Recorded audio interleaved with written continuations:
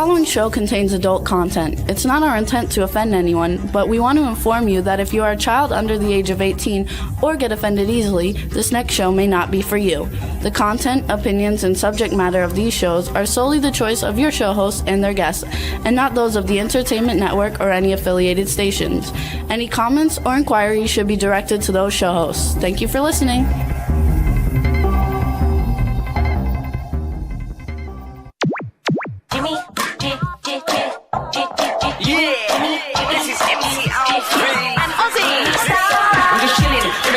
Sitting down and designing, where every man in my thinking, what are we gonna be wearing?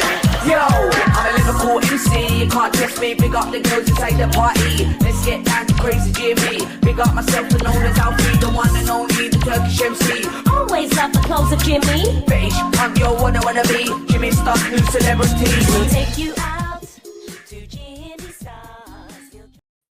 Hey ho, what's up everybody? Welcome to the Jimmy Star Show with Ron Russell, bringing you the good times in music, fashion, pop culture, and entertainment. Before we get started, let's say hi to everybody, starting off with my cool, outrageous man about town co-host, Mr. Ron Russell. Yeah, I'm moving this down a little bit. Hold on, let's see. That's too much. Okay. All right, say hi or I'll skip you and go to the Whenever you're next. done playing with the camera. No, you got to talk. You can talk anyway. Here, go. Hello, Jimmy. There you go. We also have Astro here, sitting here. We have a super fun show. You guys, we have Lady Summer Helene coming on, the Baroness, who's also related because they're a couple with Bear Fiorda, who we had last week, which the show did very, very well. Then we have after that coming Hilton Ariel Ruiz, one of my favorite filmmakers on the planet, coolest guy ever. He's been on a bunch of times, and he has a new film that just hit Amazon Prime, so we're going to be talking with him. We want to say hi. Chat room's just getting going. Stefan Bell's in the chat room. I want to thank Stefan Bell, you guys.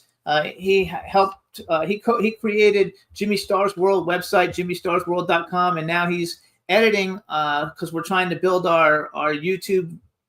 What do you call it? Fan base or whatever you want to call it. So he's turning like a bunch of little short videos of all our shows. He did some great videos, the ones you see me putting everywhere with Tony Orlando saying how great our show is and why it's so great. And he's doing something. He just did one for Bear Fiorda from last week, and he's getting ready to do the Jim Pittock guy. So it's a lot of fun, and I want to thank him for all his hard work in trying to get our YouTube channel monetized. So there. And on the real side of life, there was a time, there was a day, there was a year that I would get dressed beautifully and go down to LaGuardia Airport, walk up to the desk and say, I'd like a ticket to Los Angeles, $150 one way, pay my ticket. Then I'd walk very slowly to the terminal to my airplane, where I was greeted by a stewardess, all dressed in a uniform. Good day, sir. Can I help you? Yes, I gave him my ticket. I walked in the plane. I sat there like a gentleman. Everyone else was dressed. Now we take off for our trip to New York City from Los Angeles. No, I think I got it wrong. Anyway. You went to New York. Yeah, okay. Lunch was served on a tray with real, not silverware, but flatware, metal, and china plates. And we had a choice, chicken or steak. The chicken was delicious with a beautiful sauce, and the steak was even better. And wine, if you liked. If you wanted to buy champagne, you could. Smoked a cigarette, sat there, relaxed. Next thing you know, we're landing in wherever you're going. Wherever I'm going. I forgot from the beginning of the story. Anyway, it was wonderful. Yesterday, we had a nervous breakdown. 3 people. My daughter, who's very, very qualified to do things like this on a computer and works all that shit. And Jimmy. I just directed what I wanted. I would have liked a nonstop flight to Pennsylvania. There's no such thing. You have to have a stopover in Dallas for 2 hours. Dallas is an airport with a train, and they usually put you in station 1 and you have to go to station 40 for the second flight. So you have to It's cross. like 10 terminals. Yeah. So you have to get in a train and go in a please. anyway, we're going to visit my daughter in Pennsylvania. It's just impossible doing anything today. Today, life is so much harder than 50 years ago. 50 years ago, we had less, we knew less, but we were happier. Now we know more, we do more, we have so many gadgets, a telephone that works and does everything, a car that drives itself. Everything is just insane. So when you get to be 85 years old, that is in however many years you have until you're 85, you will remember me. And you will say, my God, I remember when Ron Russell talked about the airplane and life was being difficult. And now here we are waiting at a station to go to Mars. It's so and, funny. And our flight is delayed. It took us like 3 different nights, like 6 hours to find planes that actually like worked in the time frames that worked for us. We had to keep changing dates and keep changing airports that you go through. It was really like a hassle, to do it. And you don't get meals on any of them anymore. We did this a couple of about maybe 4 or 5 months ago when we went to New York. And we went through this. And my knee was bad then. I was in a wheelchair, and they took me from terminal to terminal. I felt sorry for the poor guy that was pushing, but Jimmy tipped him well, $20. And I said, Jimmy, $20 is a lot of money to start tipping them all because we're going to need 4 of them. That's like almost like another ticket. I know, but his was a 40-minute walk. All the other people just took us a little ways. He took us a long way. Well, I'm glad you did that.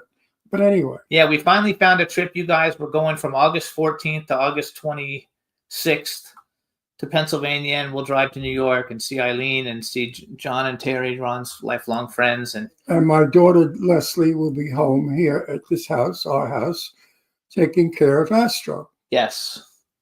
So it should be a lot of fun. And we're looking forward to it. We're going to miss a couple weeks shows, so that's going to be our vacation. Now we're taking one every year. We didn't used to, but now it seems like every year we go away for a little bit. So it's because nice. I'm sick and tired of staying here in the desert with the sand blowing in my eyes and the boring life I live here in the desert. It's boring. The only time we have any excitement is when we go to LA. And we have things coming up now with the weather getting cooler and fall coming in. We have Halloween Hotness. We have a lot of events. Clown Motel movie premiere is coming up on the same day as Halloween Hotness. Right. So a lot of cool events coming up. And another cool thing is we took a long drive on Sunday, and coming back we drove through LA. And I don't know if you guys hold it. Oh.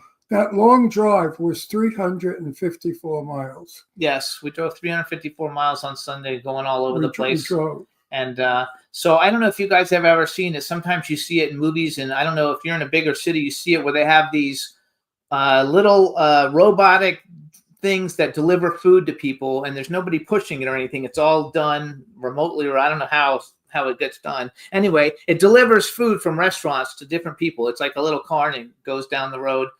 So now they have actual like a taxi. We saw 2 of them where there's no driver. There's just people getting driven around in LA in these cars that have no driver. And I guess you just get in. I forgot what it's called, like IO something or something. I forgot what it's called, but it was intense. And Ron and I were both like, I don't think I would like get in a car without a driver. I wouldn't go in one for free. I don't think it's normal. I think it's a little too spacey for me. You know, the way people listen. Marijuana is legal in California. So 90% of your drivers are loaded. They're stoned out of their mind on pot. Now, when they're loaded and this stupid little Jeep comes along with no driver, no, I won't do it. I need a person. But it was fascinating to see it. It was upsetting because it was so unnecessary. It took a job away from a cabbie who has to support a family. And it made the company richer. So the company makes more money without having to pay for a driver. I bet a lot of people are afraid, though, to drive in that. Of course they're afraid. I wouldn't even drive a car that we can't steer. Yeah, we had one of those where we had to put it somewhere and it would drive itself. I did it for like a minute and it was weird. No. Yeah, I have to be in control. hands-on control. I also saw a cool movie, you guys, the other day called Companion, and it was very wild. You would have never guessed what it was about. But in it, there was an electric car that also voice command, like you could sit in the passenger car side and say, "Take me home," and it would. And it's like a real car that's out. As a matter of fact, I think it was a Hyundai, but I'm not sure. But it'll actually drive you home. They're working on hookers, women that look really machinery that look like women. No, that's what this movie was about. It was called Companion, and it ends up that you can have a companion and you design what they're like. Well, this is you just simply dial a number, and the hooker comes and finds you, and she says hello, and shows you her boobs, and says, "Fill me up. You can have a little bit now, and then the rest when we get to the motel or hotel." And then you have to follow the hooker, and then the hooker gets naked, lays there, and lets you have sex with her. The only problem is if you are having intercourse with her and your penis is inserted in her vagina and something goes wrong with a transistor and that vagina starts moving 100 miles an hour, smoke will come out and your penis will go on fire. Yeah, right. So now, is that the orgasm of all orgasms? I mean, really and truly, we've gone too far. But this movie's very interesting, you guys, and it actually stars the guy from Novocaine. Yeah, and they also make these men, big, tall, muscular men with 8 and 9 inch penises that work electronically. And those penises not only go up and down, in and out fast, they go around like a rotor-rooter. So it goes around, it goes in and out fast. And the same thing could happen with that. If a transistor blows and that penis goes 100 miles an hour, it'll put your pussy on fire. I love it. Okay, we don't need that. So I think we better stick to being human. Yeah. What's up, chat room? So Lady Lake Music is in there. Stefan Bell is in there. B. Claudia just joined us from Germany. Hello, B. Haven't seen you too much. I hope everything is well with you. Cindy Lady Lake is awesome as always. And again, thank you, Stefan Bell. And everybody check out JimmyStarsWorld.com because it's got a lot of exciting stuff. We've been revamping it and changing it up a little bit. So I think you guys will totally dig it. And next week, you guys, we have A1, huge boy band from Europe. We have the lead singer coming on. It's going to be a lot of fun. I'm super excited for that. And the week after that, we have Lady Lake artist David Martinez, and we have Let Loose, another big British boy band coming on. So I'm super excited about that. We'll have 2 weeks of great music, and we're working on our second guest for next week now. And I just sit here like a jerk, a bump on a log, because I don't even know who these people are. This show, we used to have older stars on this show, which gave me an opportunity to open up and find out and do. And we have a lot of older stars on the show. We just had Melba Moore. She's older. We have a lot of older people on. We haven't had that many young ones. We're just going through a little slew of them right now because that's what's available. I mean, like today's show. When Summer. When Summer comes on, I do a little bit, but there's not much I could do because Summer is more or less a technical woman. She's a businesswoman. She talks all kinds of shit that I don't understand. So I'm going to sit here smiling. No, you won't. While she and Jimmy will be talking about the entertainment world of entertainment. Juan, go ahead and take off the Pop Goes to Collector thing. That goes for Collector's Corner. You guys, too, don't forget to check out my show, Collector's Corner with Jimmy Star. It's on YouTube. You can check it out. We also have Dark Frights Horror News, and we're going to bring Summer on in 1 second. But before so, let me just tell you guys, Pop Goes to Collector, my book, The Funko Enthusiast Guide to Collecting, Displaying, and Enjoying the Craze. On Amazon, $14.99 on Amazon, $7.99 on Kindle. You can get it, and we're gonna. I read it. It's very informative. I learned all about those what do they call Pop Charts? Funko Pops. All those Funko Pops. I really could give a shit less about them, but I think it's a crazy thing that everybody's collecting them and making all kinds of money on them. That's the best part. And my latest one, if you guys watched the last episode of Collector's Corner, I have an autographed Rob Halford from Judas Priest Funko Pop. And if you guys, anybody who knows music will know who Judas Priest is. And it's a really cool one, and it's very collectible. So check it out. Check out the book. Anyway, will if you love it. buy the book, you learn how to buy a pop for maybe $50, No, they're all prices whatever they are. I don't know. from $10 to Who like gives- thousands. Who really gives a shit? Whatever they are, they are. You buy them and then you wait, you sit, and then you sell them for $300-400 more than you paid for them. I cannot believe that people are making a living and money off of Cocoa Pops. Funko Pops. Funko Yes. Pops. Anyway, so I think the most expensive one is like hundreds of thousands of dollars. It's insanity. Anyway, the book is pretty, and the pop people are very cute. They call pop people. Funko Pop. What's with the Funko? That's the name of the, that's what it is. It's called a Funko Pop. That's the name of the company. Like, you know, like you have 49 watches. It's a Funko Pop. Anyway, I call it Funko Pops. I'm amazed at what you can do today to make money. But anyway, get the book and make yourself a couple of bucks. And I'm going to be working with B. Claudia. We're going to be putting out the sequel. I've already got another one that talks about only the most collectible Funko Pops and what to look for and how to get them. So there'll be another one coming soon, you guys. In the meantime, Jimmy and I have us as Funko Pops. yes, we don't have them in here still. I packed them all You up. Too packed bad.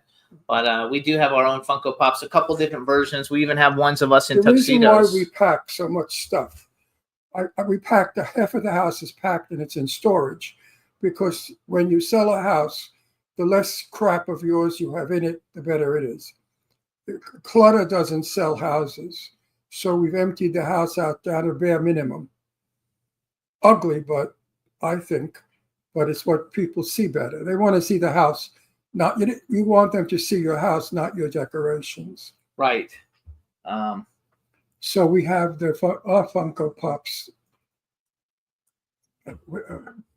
We have them in storage. Yes. All right. So we're going to bring on our first guest. So let's rock and roll. Let's bring on Summer and let's see if we can see and hear her. Hello, hello. How are we? Oh, hello. You look Beautiful. fabulous. Holy shit. Supermodel baby. All right. We can hear you. Wait a So minute. How much weight did you lose? Oh, I've lost about 20 pounds. you look. I don't even know who you are. Well, thank you.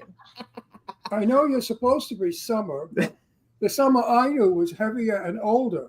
The summer you knew was a lot more pregnant. So it's sort of. You look absolutely stunningly beautiful. I Thank love it. All right, everybody. Now we want to welcome. I'm trying to think of who she looks like. What actor? Okay, you can think about it while I do an Oh introduction. my All right, God. everybody. Now we want to Oh, welcome to the. she looks like Betty Grable. Oh, I like that. Thank you. Do you know who Betty Grable is? Yes, Of course she I do.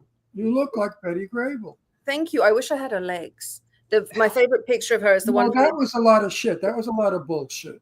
Her legs were no better than anybody else's, but she needed to have some kind of a campaign at the time because her she wasn't really getting to where she wanted to be as a superstar. So some smartass came up with, let's insure her legs with the Lloyds of London. And they insured her legs for $1 million. So it's a PR campaign. Yeah, and her legs were beautiful, but no better. Sid Charisse had better legs. Therese was smoke Betty shop. Grable had short legs. She wasn't long-legged. But when Sid Charisse lets those legs out, oh my God, they're breathtaking. I agree with you there. So, as you know, Hollywood likes the bullshit. So wait, let me do the intro. All right, you guys. Now we want to welcome to the Jimmy Star Show with Ron Russell, former actress, former model, executive producer, media strategist, the Lady Summer Helene, the Baroness. Hello and welcome to the show. We're happy to have you. Hello. And It's- Bear's Girl. And, oh yes, and Bear's other half. Yes, unfortunately. That's something he would have said. No, Unfortunately, but not in that way. Bear may have put on a few pounds, but if he loses those few pounds, he's back to gorgeous. Oh, that's not the problem. He had to go up for one of his fights. Now he has to go down for a fight. I could never do his job. He has to put on, he goes up and down 30 pounds per fight. So he went up, he has a fight after this one. So he has to go down to 185 for his next fight and then up to 250 for his fight after that. Because he is so handsome. Up to 250 from 185 to 250. That's 65 It's very, pounds. very unhealthy Yeah, to that's do very that. good. Oh, for it's you. terrible. Very These guys unhealthy. do their bodies. It's awful. But MMA is actually going to be in the Olympics for 2028 in Los Angeles. It's replacing boxing. And Joe Stevenson, Bear's coach, is one of the Olympic coaches. Bear's working with the Olympic participants. And they've actually chosen the Olympic team. He's helping as one of their kicking and striking coaches. So he's working with the U.S. Olympic team for 2028. And Joe Stevenson, Dan Henderson, the top MMA guys in the world are training these fighters because they feel MMA was invented in the United States, so they better win.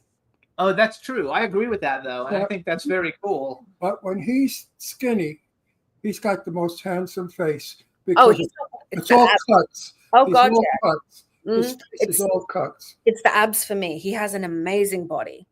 Like, I hate when he has to go up weight classes to fight. Oh, you mean you've seen his body naked? A little bit. You guys can follow Bear too, you guys. He's on he's at Bear Fiorda on everything. So you can see him on TikTok and Instagram, and then you can see his abs. You can also so Bear and Summer have a show on our sister station K4HD Radio. It's called Tune In Behind the Scenes, and it's on Fridays at noon Pacific time, right? Is that right? It is. It's TuneIn BTS is the social media, the shows behind the scenes. And essentially what we talk about is what goes on behind the scenes in media. We talk about what films are coming out, what fighters are going out, what's, really going on. It's a no BS look at entertainment. We have different people on. And I know you cannot wait to talk about the film that I'm in that's coming out. We're August. What are we showing? Oh, Clown Motel 3? I don't even know. I don't even know the name of the fucking thing. Send me the movie and I will absolutely pump it. Yes, because I am Sergeant General Milan. No, it's not August though. It's coming out. The screening is in October. I don't know when it's coming out. Anyway, yet. I play. I'm the lead baby in that movie. I like that. So we He got plays General we got Milan. to push it. Yeah. Push it. Definitely. You'll have to come on the show. We'll push that. We'll make sure Bear pushes it on his social media. Right. And then I know we got greenlit. I don't know if we told Jimmy yet. We got greenlit for one of the shows he's involved, which is Poultrygeist on Stage, which we're also simulcasting. We got greenlit for that. And we have some names attached to that I have to tell you off air. I probably shouldn't have done that on air. So nobody knows anything. No one say anything. And we're actually going to be doing an event for that. So we can use one to push the other because I always like to do that. Absolutely. And then I have 6 films coming up that I'll be shooting in the year. And I want to talk about the film that I'm especially happy and thrilled with. It's called O Negative. I play an old gay vampire who has a daughter. And I'm telling my daughter that I'm a vampire. And I'm teaching her how to be a vampire. And I take her to an enchanted land of strange people. It's a wonderful script. It's so like nobody's ever done it. And I lead in that one. My favorite script is the one that you talked about. You guys wanted Fran Drescher for, and I actually have to speak with her coming up. She's now taking film jobs again. That's yours. What script? That's your film. She's now taking film jobs again, and I have a meeting with her about a different script. So I need Joel to give me something to slip into that meeting. I will. You're I'll talking, send it to you. you're Yeah. talking about what is it called? I wrote it and I The forgot. First Gift of Magic. The Gift of Magic. Okay. First Gift of Magic. What happened was I wanted Lainey Kazan. I wrote it for Lainey. This is gossip, good dirt. I wrote it for Lainey. But unfortunately, I suspected that Lainey, due to her injuries, was on opiates and wasn't quite capable. And she had gotten to be old. I don't know what happened to her, but she got skinny and she wasn't very, very cooperative. So Renee Taylor from The Nanny, who I know, I said, Renee, would you like to play the lead? Lainey, I don't think is capable of playing it. So she said, yes, definitely. Well, when Lainey, because they're best friends, when Lainey found out that Renee was playing the lead in the movie I wrote for Lainey, she went nuts. And she started yelling and insulting me and whatever. So what happened was Renee and Lainey spoke to each other. And I think Lainey said, if you're really my friend, you will not do his movie. So now neither one of them are doing it. And the both of them dumped me like a hot potato. They never called me back. They never spoke to me. They didn't even have the class or the style to say, Ron, we're not going to do it because we're both friends. They didn't even have that class. And I said to Lainey when I spoke to her, Lainey, I wrote it for you. My heart is breaking. I wanted it for you. It's your part. You know that. It's good though for us because neither one of them were good for distribution. So it's now okay. So now when we're ready to go into production, I'm going to contact Sandra. Well, she's But- she's saying she might be able to get to. I already have to go meet with Fran Drescher, and Well, so Fran Drescher won't do it because Fran Drescher's best friends with Renee. that's why you don't. That's why you don't take it to her. I do. No, but that little Jewish gang, they're like the mafia, those broads. Everybody, they listen, there's about 5 of them. 5 of them. All little Yenzerettes, I call them. All right? But anyway, so now I'm going to go after Sandra Bernhardt. What do you think of Sandra Bernhardt? Do you like You her? know Sandra Bernhardt. Is she still alive? Yeah. She's young. She's only in her... Oh, I'm thinking of Sarah Bernhardt. No, Sandra No, Bernhardt. Sandra God. She's Bernhardt. like in her 60s, I think. Bernhardt. Sandra Bernhardt. She's a dirty mouth. No, Stand-up that's not comic. her right name. Is that the right name, Sandra Bernhardt? Sandra Bernhardt. Look, No. Sandra Bernhardt. She's a stand-up comic. Gay people love her. Sandra Bernhard. Bernhard. oh Yeah. Bernard. Bernhard. Yeah, Bernhard. Yeah. Okay. She's- or other people, but you know, we'll work on it.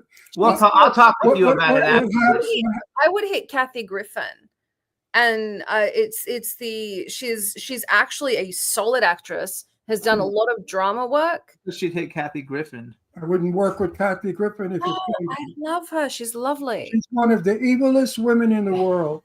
Okay, don't do politics. What? Okay. No, why? She's evil. Lara Spencer, who's my daughter's best friend, decorates. She likes to design. So Kathy said to Lara, would you help me design? And they came to Palm Springs and they went to all the junk stores to buy old shit for Kathy to repaint and redo. Well, that's all. That's as far as I'm going with the story. Use your imagination.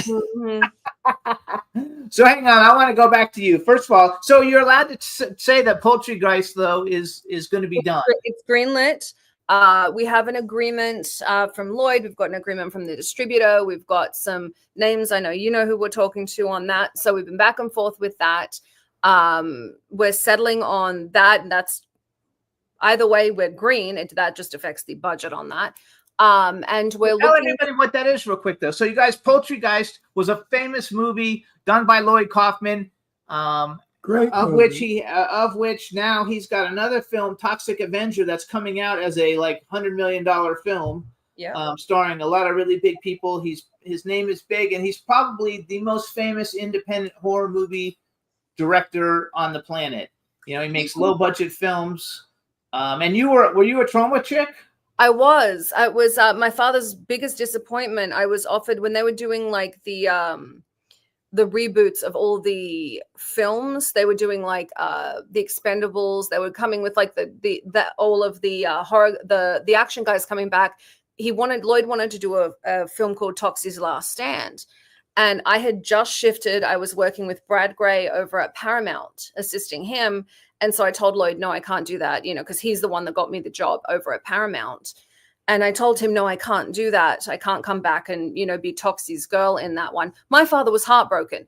He was more upset that I would not leave Paramount to go do Toxie than anything I've ever seen. He is the biggest Troma fan. Then again, his favorite movie is Bloodsucking Pharaohs from Pittsburgh, which I did not know was a thing.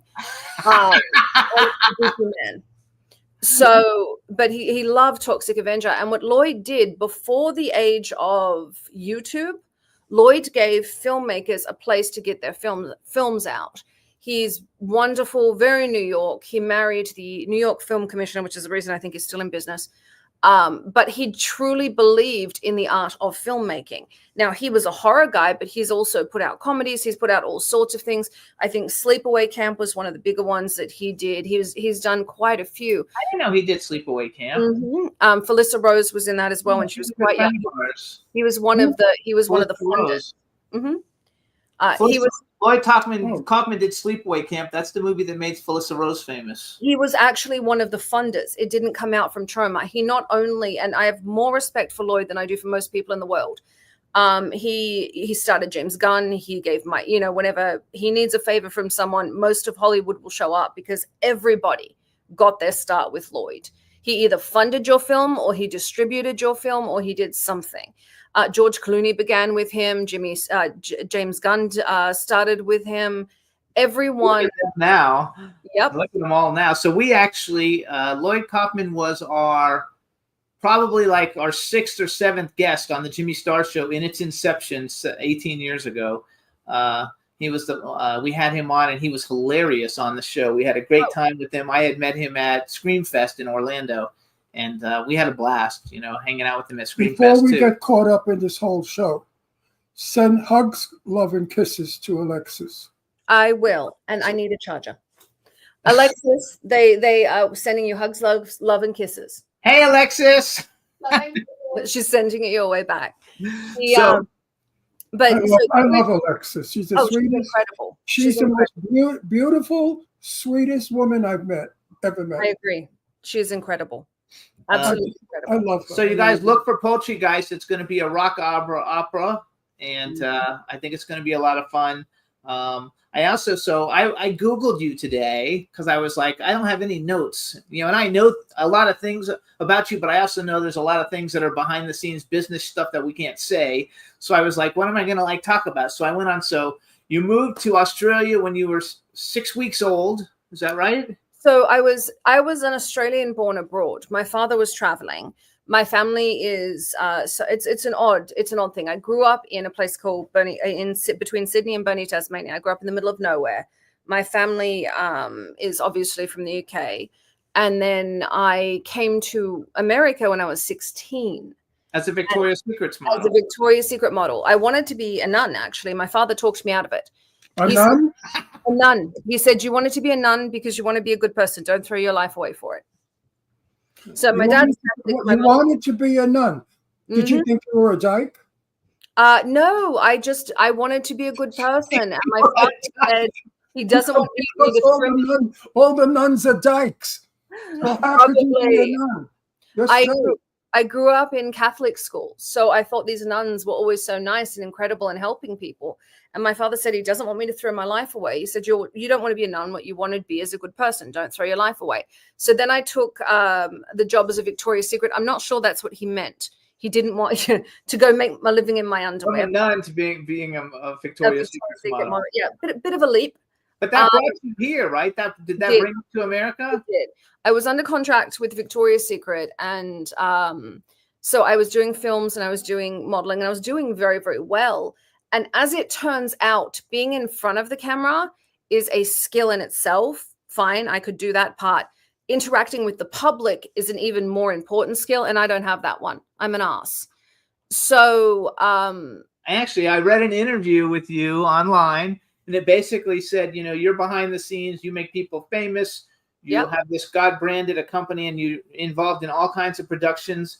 Yep. And the problem that you have in Hollywood is that you're a straight talker like he is. You just like to go to the point, say what it is, and you don't like all the little chit chat bullshit, fake shit that goes along with it. Too much of that. I go in my years ago when I used to go to Hollywood parties where Lana Turner could be Rita Hayworth. All those big stars could be in the party. That was to say. I'm still suffering from that stupid thing I got from.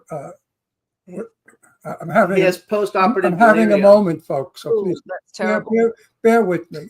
I just think you're like me. I don't have the ability to pretend I like people that I don't. I do not have that skill. I don't have that bone. And I don't see that in you either. And I respect that, by the way. I'm never rude to people I don't like. Oh, I am. I just no. I just tune out. I like that. He'll just tune out, or he won't say anything at all. He'll see him and he'll wave hi, or if they come and say hi, he'll say hi, but then he'll turn around and go someplace else. And the only reason I would do that is if the person did something to harm me or harm my name or my career. Now you make people famous, right? Very much. Too bad I'm famous, or I'd let you make me famous. Predominantly I work more with companies and films than individuals. I can work with individuals, and I have been hired for crisis essentially, but I don't do like what Jimmy does, where he does PR. That is a skill in itself and one I do not have. What I do is the marketing strategies and funding for film and television shows. So the marketing strategy goes with the funding for a product or a show to make sure that it has the most exposure, the biggest reach, and the largest return. So for example, like with Poultrygeist, we bring on corporate sponsorship from the beginning. It gets written into the script, and the distribution plan is embedded before anything happens. So it's very different, where what Jimmy does is he'll take someone, put them in front of the camera, or he'll take a company and he'll put it out there and he'll do that push to create the image. What I do is I manage the pathway for as many eyeballs as possible to get on a product. And what will get it's entirely clinical. It's entirely mathematical, where what Jimmy does is entirely, it's art, and I respect the hell out of it. The reason I like being on the funding end is I get to make sure people far more talented than myself get their projects seen, get in front of the right audiences, and get a return on what they're doing. Because I think one of the biggest deficiencies in Hollywood is that the most talented people tend to make the least money. People like myself that are clinical, that are good at, the banking end, do very, very well. But the people with real talent need the money to make those projects and need a return so that they can keep making those projects and so that we can have art in the world. Absolutely. So you guys, I'm going to blow her horn a little bit. First of all, you guys could have seen her there's some movies that she was in, some horror movies. Monster, I went on IMDb, Monster Mountain, Memphis Rising, Elvis Returns, Kelton's Dark Corner, Trilogy 1, Slaughter Party, which I'm sure I've seen, Dialogues, Fairway to Heaven, A Frightened Time. She moved here. She produced a TV show. So you know from IMDb, I'm actually better known for breaking IMDb than I am for anything else. That's about 1/5. I broke IMDb. If you type in AFD in the producers portal, I was working for a company called AFS, you will delete your IMDb, everyone attached to you, and your Amazon account, because Amazon owns it. And once they all break apart, every page is individual. So you can go to things I've worked on, that page, and find me there, but it's not linked. But it won't be on your IMDb. Nope. So it's completely broken. I am best known. I am the reason there is a warning on IMDb in the producers portal that says, do not put in AFD. I'm like the kid that put the dry cleaning bag over their face. So you're like in the kid. Do you ever see? So one of my favorite movies of all time is Hackers. She even smiles like Betty Graves. With the Angelina Jolie and Johnny, whatever his name is, who she married. Anyway, that's one of my all-time favorite movies. So it's kind of like he broke the internet and made the stock market exchange crash. Yes, I did that, but way more stupid. What I did was way more dumb. But I was working for a company called AFS, and so all the independent companies I worked for that I was valuable to reconnected to me, but all the ones that were valuable to me couldn't be bothered. Oh, that sucks. Well, okay, so she's got a bunch more movie credits than the ones I brought up, and then she met Lloyd Kaufman. He got her on working for Paramount Pictures. She became an executive vice president, the youngest one ever, I believe. Yes. Youngest executive vice president ever. And she worked with Howard Hughes at California Pictures that became Paramount. And I wrote down youngest executive in Hollywood history. And you still look like you're in your like early 20s, so like you still look the same. So nobody would know. Oh, she's 36. Okay, she actually told us. Yeah, don't tell anyone though, then they'll know. That's right. We won't tell anybody. Well, right now, being 36 is more important than being 26 because people don't put a lot of stock in a 26-year-old, but they do in a 36-year-old. When I was in my 20s, I'd lie and say I was in my 30s. I always tried to look older. Yeah, because young people, you don't want to. Because they won't take you serious. Exactly. Yeah. It was really bad. Though the worst, it was bad. I lied up my age. Alexis, when she was 18, she was lying up her age. I found in Hollywood, you lie up your age till you hit about 40, then you start lying down. Well, I found that being 85, I became valuable. Yeah. It's knowledge and experience. One of the best things I ever heard was there's a great movie. It's called John Carter. It nearly bankrupted Disney. Yes, I saw it. And it was a good film, but the reason it nearly bankrupted Disney is Disney decided, its executives, and I'm talking about men in their 80s and 90s, men I respect and love to this day. They got them off the board, gave them their golden parachute, and I was horrified. And I'm calling these guys, these are the men that trained me. I was so angry. And they're like, no. This isn't going to bankrupt the studio. They'll call us. He said, we're taking our we're taking our payouts. Then when this flops, we're going to charge them double for our contracts back. And I'm thinking, what in the heck are they talking about? They brought in a younger board to do this John Carter movie. It nearly bankrupted the studio. It is not a bad movie, but it was Good. I liked it. marketed movie in the history of ever. You wouldn't know it was a space movie. You wouldn't know it was a cowboy movie. You wouldn't know it was sci-fi if you didn't know the project. It was considered the worst marketing of any film in the history of Disney. And because of that, Bob was brought in to head Disney. Because of that, the whole board was brought back. They were right. They had to hire this board back. There is nothing equal to experience and time. My bosses from way back at Paramount still treat me like I'm 4 years old, and it is the price I pay to have their knowledge at my disposal. It's they know what they're doing. You cannot trade. I don't care how, I mean, social media is important. It's incredibly important now. So there do have to be bridges, but you cannot trade the experience that you get in the industry for anything else. Absolutely. So, have you ever seen the movie The Covenant? Of course. The witches. So in The Covenant, the motorcycle guy from The Covenant was the guy from the movie, right? John Carter. I don't remember. I know he played Gambit in Wolverine. I'm trying. Would you look that up, please, Alexis? Oh, I thought that it was the guy from The Covenant was John Carter. He was also in Friday Night Lights.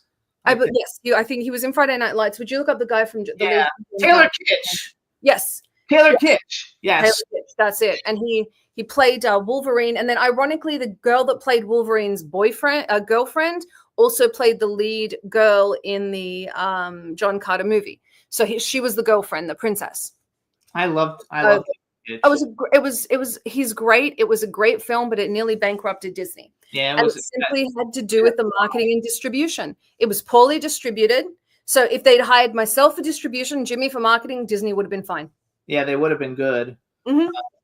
But instead, they nearly bankrupted the entire studio, had to hire their old board back.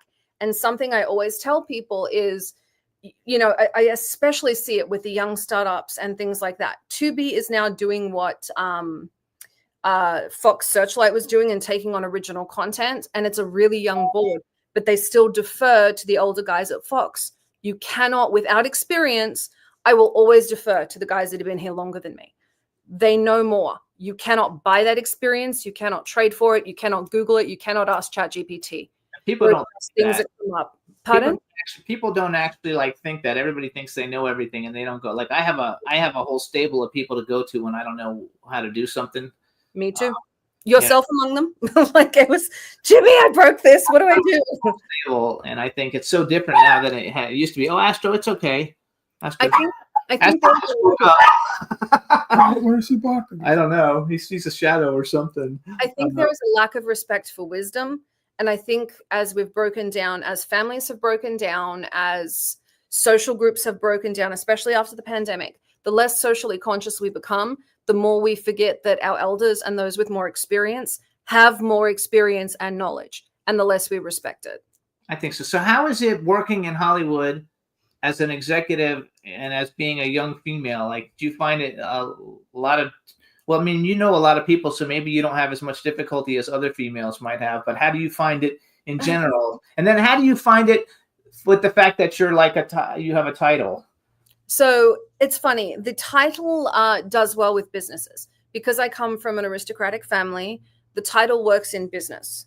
Obviously, I don't use it among friends, that sort of thing, but it does work for business.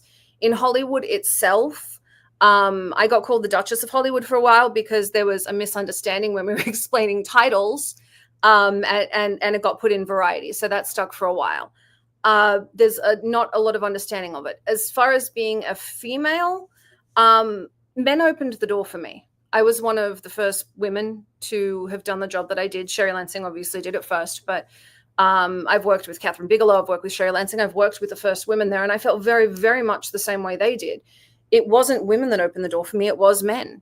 I have not had that negative experience. Yes, I've worked with like Harvey, but we were funding Harvey, so he wouldn't mess with my boss With Harvey. at the time.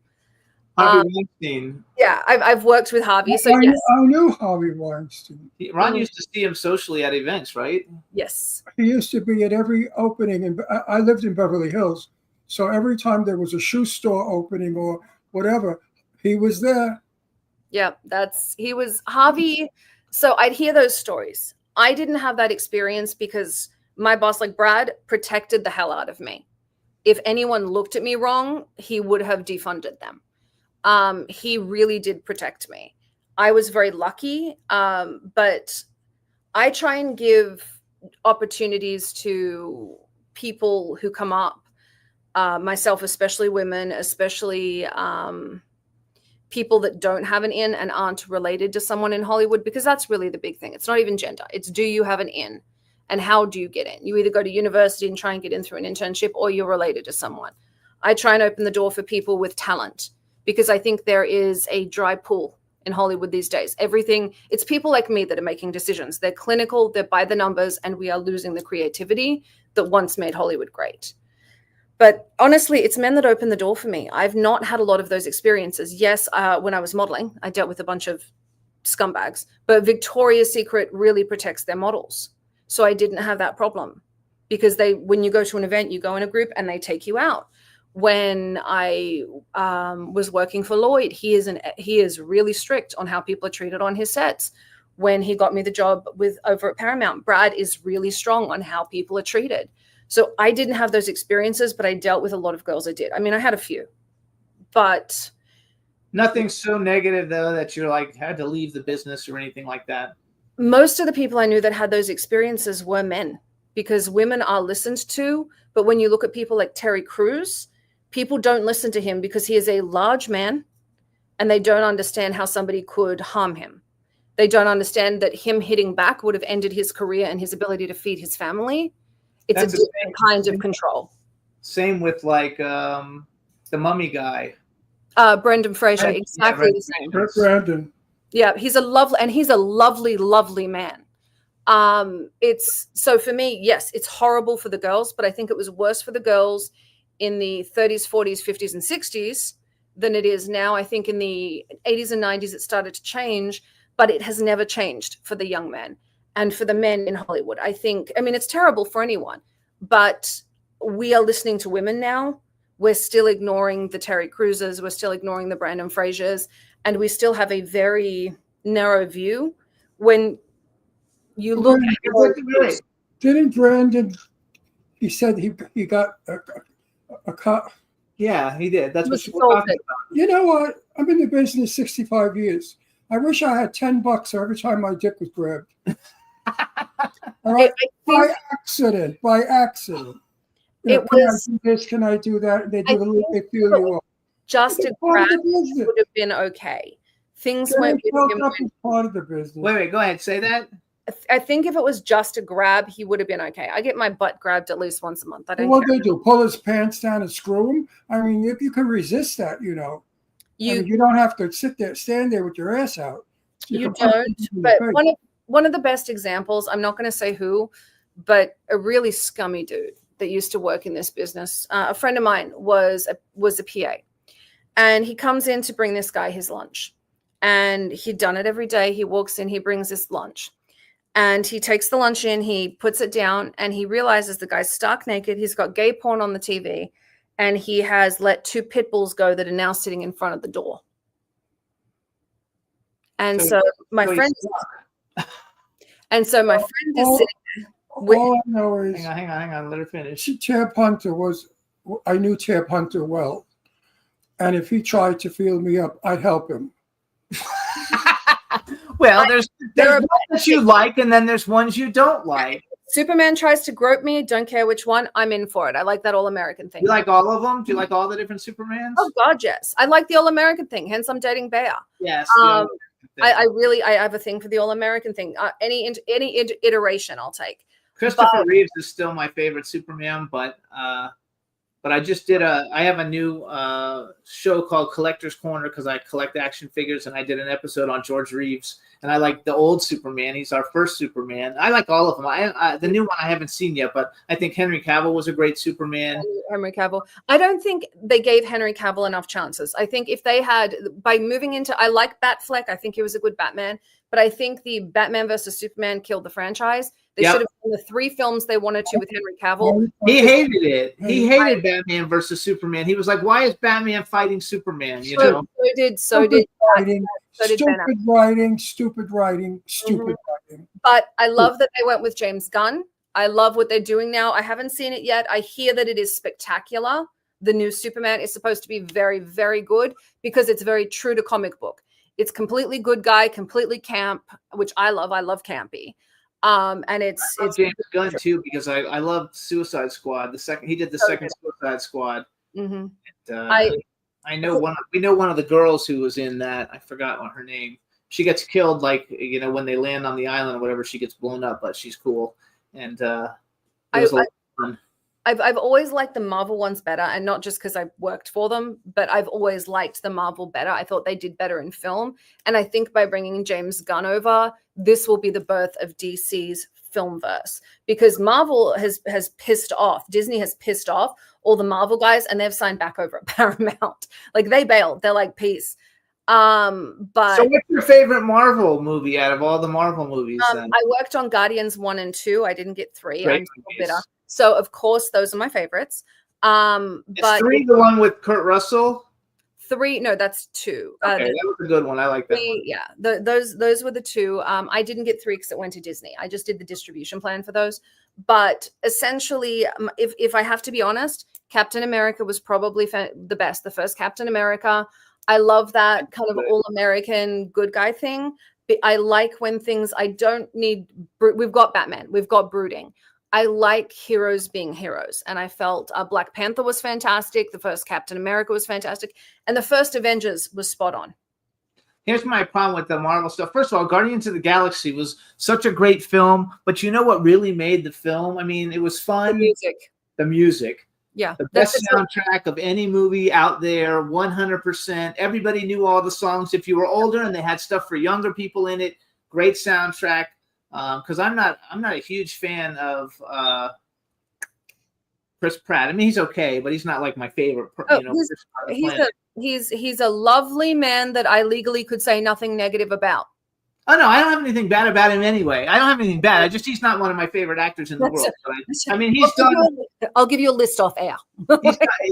he's done fabulous films. I love him in Jurassic World and all those movies, so I think it's like really cool. But it wasn't like my favorite. My problem with all the Captain America stuff is so I was a big Captain America and Bucky fan of the comic books, and Bucky in the comic books is nothing at all like he is portrayed in any of the movies, and I don't like that because in the comic books they were like a team and they were always going together, and Captain America would look out. It was like Batman and Robin. It was Or should have been. gay lovers. They could have been gay lovers. Yeah, they could have been gay lovers. But so I don't like it because of that, even though I do think the Stan guy is a great actor and everything, but I wish they would have made Bucky more true to the comic books. But there was nobody in the world like that's Flash why I like Gordon. the first one. Pardon? Flash Gordon. He was Flash the best. Gordon is her favorite. He's lovely. Huh? When I die, I'm going to come back as Flash Gordon. I love Sam Jones. He's lovely. We've worked with him a couple of times, and he's actually, we should get him in Poultry Guys because we're getting Mr. T in as well. We're getting a bunch. I have his contact info. Yeah, we need to discuss who we want to put in that. But he was on our show, and he told a story about when he was in this movie, and they're shooting like a scene in the park, and he has to run through the park naked, and he's full naked. And he said when he got to the end where he was supposed to be running, nobody was supposed to be there, but there was like a garden club or something, having a meeting. So he ran in, and there's seats with all these like naked women. All these women, and he was like naked. So we had him on, but he likes Buster Crabbe. Flash Gordon from like the 30s or the 40s. But the other Flash Gordon, there's pictures of him naked, and he was well endowed. So the people at the garden party got a good view. My Flash Gordon was Buster Crabbe from 1937. There's a guy here in the desert, and he has actual movie props. So he has Robbie the robot, and he has a real C-3PO, and he has all these like great things. And I got invited to go see it, but I wasn't allowed to take pictures. But he has the actual Stratocaster from the Flash Gordon TV series hanging from the ceiling of his office, where he has all these things, and he has every robot that there is. He has the one from Lost in Coming Space. from a house where my father was very Italian, very strict, and very, very. My father would never lift me or feed me or push a baby carriage. Never happened. Mm-hmm. Flash Gordon became my father as I was growing up because I fantasized that he was my father. A different view of masculinity. And that happens. That's one of the benefits of television. We the first, I don't want to say the first interracial kiss, but the first interracial kiss in America actually happened in Star Trek, and it was Nichelle, and she's lovely. She I knew her for many, many years, and she said that she wanted to quit Star Trek, and she got a letter from Dr. King saying, "You're showing a future where people, men, women, black, white, are working together. Please don't leave." And she said it was awful to resent someone so much. I said, "What do you mean?" And she said, "Well, he got shot not long after that." And she said, "And the last thing I wanted to do was send the letter that was saying, 'No, screw you,' which was essentially what she was writing to him." And so she stayed on Star Trek because of this. And I've heard met her at a red carpet premiere. Who? What's her name again? Nichelle. Yeah, she was Ahoya. What's her? Lieutenant. Yes, there we go. On Star Trek, the black lady on Star Trek. We met her at one of those info list parties when we first moved here. We met her. Now, something she said reminds me of what you were saying about that being your father. Is she said she understood what Dr. King was saying to her. It's showing a different future, and she liked television because it showed. She would look back at women, black women specifically in film, were being shown a different way than she saw people living their lives. It would show you a different view of masculinity, a different view of life, a different life you could live. Really, film, it's why these post-apocalyptic films and dystopian films are not great for society, because it only shows you a broken future. But film shows you a different way to live and a different world and a different person you can be. So when you see the Flash Gordons that you want to be, you can model yourself there. It's why Superman was so popular. It's why comics were so popular. It shows you a different way of being. We love Flash Gordon, and I bought a bunch of Flash Gordon figures, and he was like, "That's my superhero. You can't be buying Flash Gordon action figures." So we have a bunch of different Flash Gordon action figures, and he's also, he was on our I will show. tell you, the 1936 Flash Gordon, I was not born yet. I saw him on television years later on Channel 5. They reran the serial, the Flash Gordon serial, and that's how I got to know Flash Gordon in the 50s. I'm going to have to watch it now. Yeah, it's fun. I mean, it's so cheesy, but it's fun. But that's what makes it good. When people Good. No, what I felt, I think what had happened was I was getting my first homosexual feelings and didn't know it.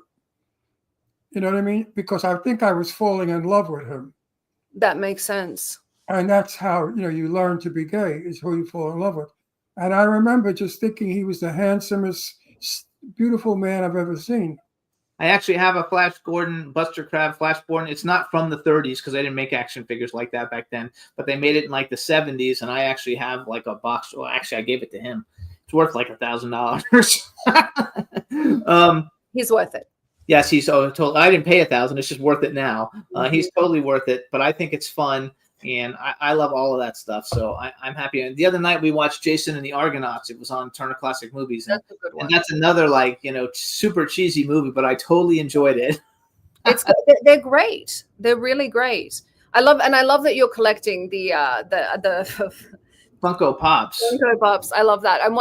You're doing that. All the girls I know are collecting Labubus, and all the guys I know are collecting the Funko Pops. I'm watching this, and I'm feeling bad about. I collect handbags, so I'm useless. The Labubus though are so popular now. I wonder if that's going to be something that's. It's called a Labubu. It's like this little animal, but everybody's making their own versions. There's like Louis Vuitton makes it, and Chanel, and everybody, and they're like little stuffed animals that are like thousands of dollars. Because you get them in a blind box. I don't want those. You get them in a blind box. You get them in a blind box for $20. And so you have women carrying like $20,000 Birkins hanging a $20 Labubu on their Birkin. But you get it. Some are worth a lot, some are worth a little. And because they're blind boxes, you can't tell. And so people are buying like tons of them, reselling the expensive ones, the same as the guys are with the Funko Pops. So I got the girls going for the Labubus, the guys going for the Funko Pops. And I think there'll be staying power with the Funko Pops, but I think the Labubus will go the same way as Beanie Babies. I think so too. Yeah, I don't think they're going to retain value. But I do actually think the Funko Pops will, because they have grown over time.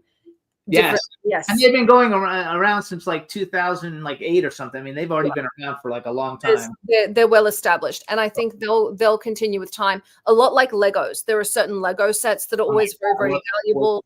There are certain action figures that are valuable. I see Funko Pops going that way, and I see Labubus going the way of the Beanie Baby. Yeah, I think so too.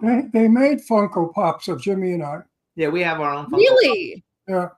Oh, that's so cool. They have us almost naked. They have us in black shorts. Oh no, that's not a Funko Pop. Oh, what is that? That's a bobblehead that somebody made for us. So where's that? What's that? Funko Pops are the ones in the little box wearing tuxedos going to the Academy Awards. Oh, yeah. Oh, that's us. I even have one with red glasses. So Oh. tell us, what do you have coming? So what kind of shows do you have that you're working on that you can talk about? So we're working on Sparstar, which is a television show coming out there. I have a Christian reality show we're doing with Lauren Powers. We have obviously Jimmy and I know he and I have to catch up a bit, but he and I have one which is Poultrygeist. But it looks like we've got 3 different series of that they want. They want the first one done on stage, then a part 2 and a part 3, and they want to do Kabuki Man. So it's a whole thing there. Then we have, I have a reality show that's coming out about royalty in America. So there's a lot of peerage and a lot of royalty here. We're working with Prince Mario Max, Prince Lorenzo D'Amici. We're working with the English royalty. We're working with the Dutch and the Swedish and the Nigerian and Ghanaian and Japanese and Korean. So there's a lot of royalty and a lot of peerage, and people actually come to America to not be known. Prince Mario Max, for example, cannot walk down the street in Europe anywhere. Everyone knows who he is. And here he comes to cage fights with us. So it's a very different world, because America is much more egalitarian, and people don't do things based on obviously birth order or anything. Priogenesis is not a thing here. It's a very, very different reality. So priogeniture, and a lot of royalty hides in America. So we have a reality show there. I sort of got roped into it because my family's titled, and they trust that I'm not going to make them look bad.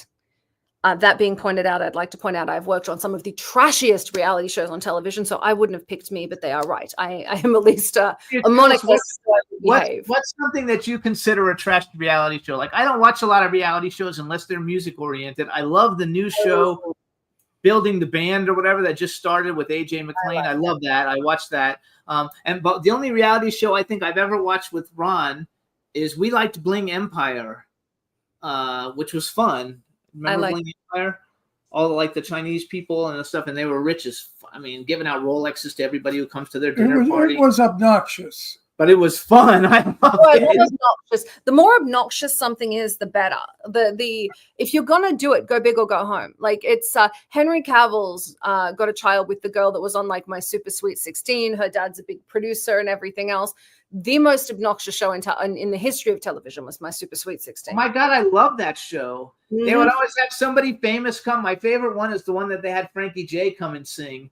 I love that. 16-year-old birthday, and I used to love that show. That show, and the other one MTV had was the thing about the house. I don't know what it was called. Where you go see the MTV Cribs. Yeah, that was the best. Mm-hmm. It was so unfair. I remember we had to have a coming out, and we were sent to finishing school. And I'm watching all these girls with My Super Sweet 16, and I'm looking at my dad like, "What kind of hat?" And he said, title does not mean obnoxiously rich, by the way. That it means you're raised with titles, but not necessarily, you don't have to have the money to go with it. Yes. Yeah. My dad was in the Navy. And so I'm like, why can't we do that? Why do I have to go to finishing school? Why can't I have that kind of party? My dad was like, well, that's the end of MTV. You're not going to get to watch. MTV has changed a lot, so I liked it back then. I don't really watch anything on it now because it's for young people, and I don't want to see the things about my pregnant 16-year-old and stuff like that. No, did the one thing they did that was fantastic though is the reboot of Beavis and Butthead.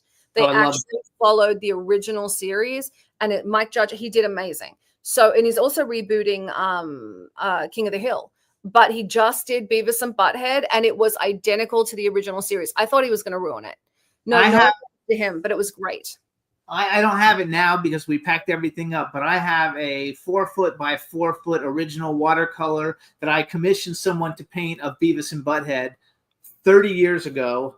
That sits in my office, and it's fabulous. It really is. It's Beavis and Butthead was the coolest thing ever back in the day. It was brilliantly done. They took the idea of a variety show and with the music and the everything and made it MTV. Like you were talking about people not knowing Judas Priest. I'm sorry, if you don't know who Judas Priest is, kill yourself. That's like if you are under the age of 50 and you don't know who Judas Priest is, go to the corner. They changed music.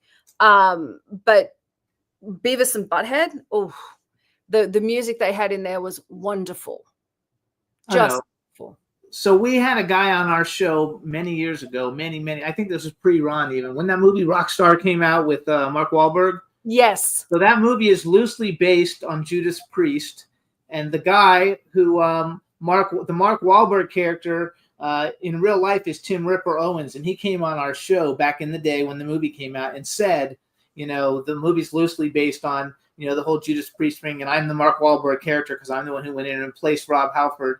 And, you know, and then was with him for 6 years. And then Rob Halford came back and he got booted out. And he's a great singer, phenomenal singer. And Judas Priest, I mean, like they're like the most, you know, fabulous, you know, metal band that's ever like lived. Oh, And we know a lot of people because like we're really good friends with what's his name? I love that. We're really good friends. Anthrax. Joey Belladonna from Anthrax.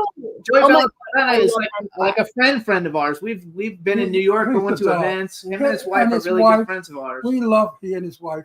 We hang with them and we have so much fun. Oh my God, I can't believe there's somebody calling. Who's that? I love Anthrax. Honestly, I think my favorite, I love Anthrax. I think Metallica is probably my favorite of all. Oh, yeah, they're good. they're the most down to earth, unaffected stars that we know. Rock stars really are. They go one of two ways. You have one of my favorites is Twisted Sister. There's a great story. He comes home from tour and his wife's this beautiful woman, tiny little thing.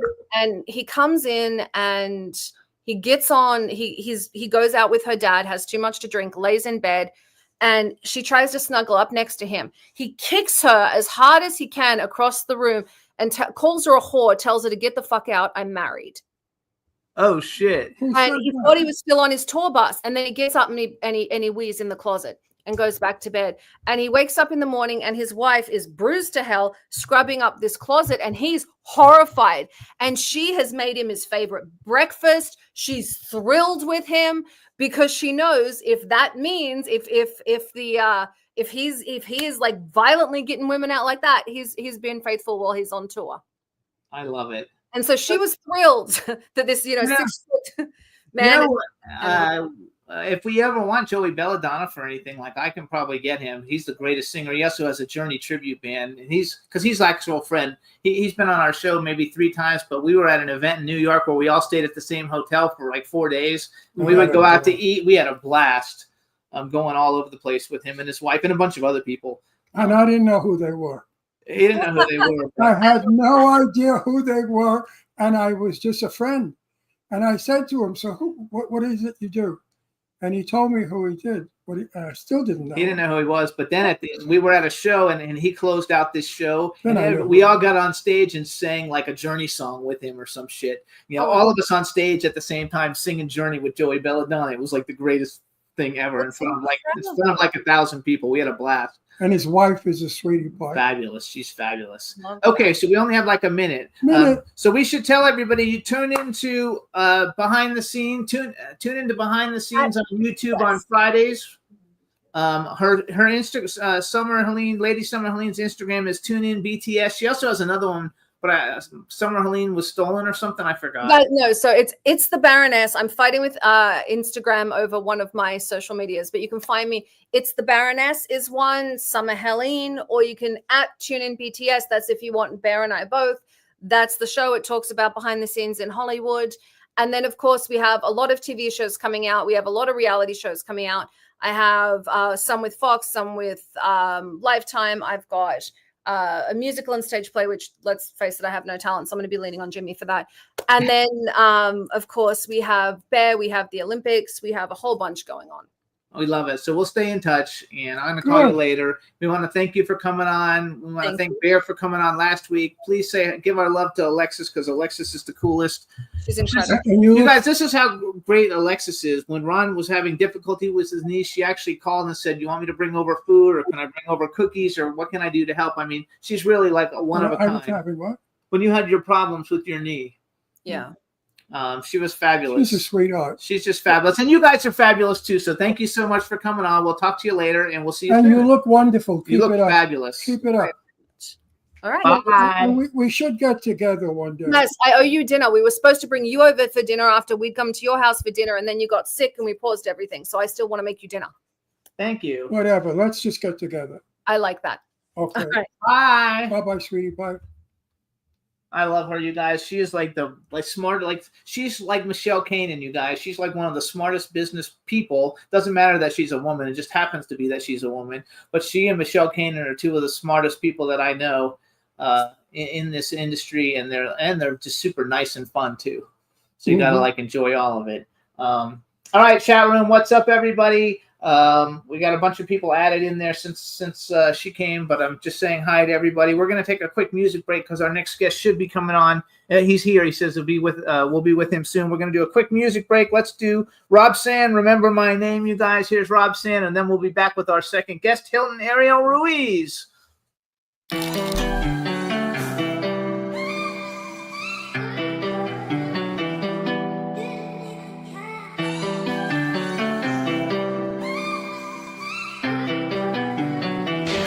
Yeah, hold up, let me do my thing.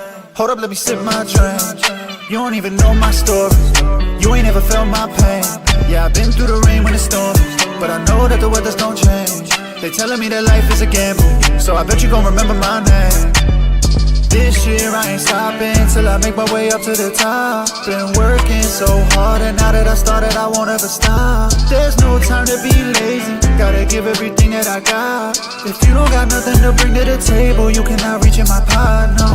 There's no way I'm sitting around all day, chilling and twiddling my thumbs. They asking me where I get all of my talents, I told them it comes from above. I never pay attention to the hate, I'm only acknowledging love. I cannot dwell on the negative, that's how you get stuck. Hold up, let me do my thing. Hold up, let me sip my drink. You don't even know my story, you ain't ever felt my pain. Yeah, I've been through the rain when it storms, but I know that the weathers don't change. They telling me that life is a gamble, so I bet you gon' remember my name. She don't even know my name, they ain't never felt my pain. I know when it's time to make a change, I know when it's time to switch lanes. I can be stuck driving on the wrong way, and I'm my pace when I'm doing all the gas. Whole lot of my tank, I don't think it gets empty. This shit ain't regular, you ain't gon' find anybody else doing everything that we do. Promise you we astronomical, it's so phenomenal. Started using my logic and all the impossible, turn it improbable. Let me do my thing, baby, can you hold my drink? They didn't know me last year, now they say my last name.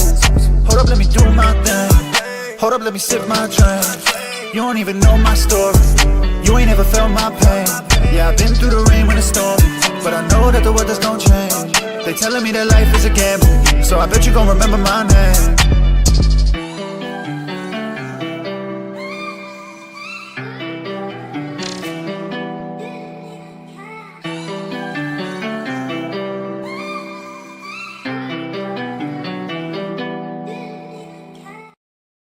Hey, everybody. So that was Rob Sand, Remember My Name. Ron will be back in a second. He went to use the restroom.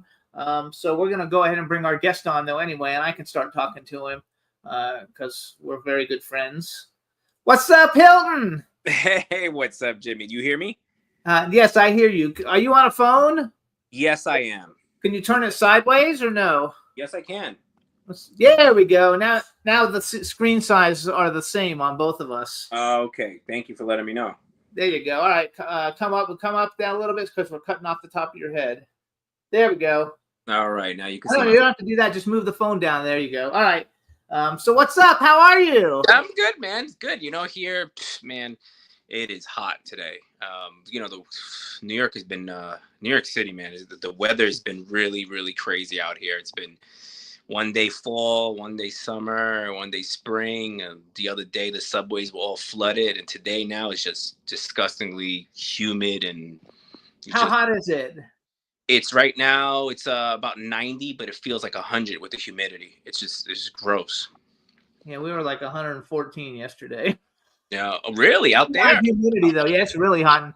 And, in August they're saying we're going to hit the high 120s, maybe even 130. Which would Wow. suck. But we don't have the humidity, so it's not not terrible. But you can't go out though. Like literally, the rubber on your shoes like melts. Oh man. Yeah, no, today was something else with the humidity. All right, let me do. Yeah, an no, intro. everything is cool, man. Everything with you.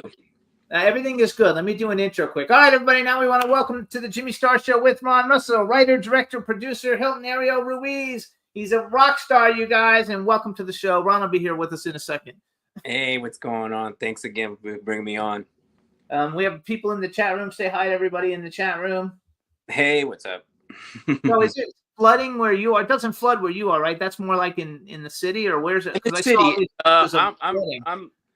I left the city a couple of years ago. I'm out now, right now in Long Island. But no, it does not. You disappeared. Uh-oh, what happened? He hung up? There you go. Yeah, There you no, sorry.